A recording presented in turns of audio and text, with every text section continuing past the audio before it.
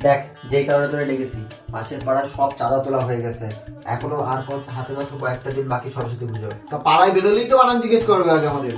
তাও তো ঠিক, আগেবার যা মার খাইছিলাম এই জন্যই। এই নে, এবার আগে বানালে। হ্যাঁ বল।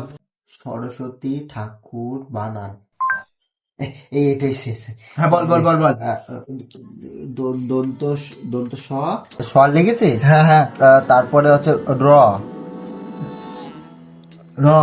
তারপরে একটা ঢেউয়ের মতো, ঢেউ ঢেউ কিরাম হয়, ঢেউ কিরাম হয়? মানে হট এরকম, তারপরে আর একটা নিচে ব, তারপরে তই দীর্ঘ, এই এই এই- এই- এটা পর। হ্যাঁ হ্যাঁ। দন্তুসা র উল্টো ঢেউ ব তয় দীর্ঘি সরস্বতী।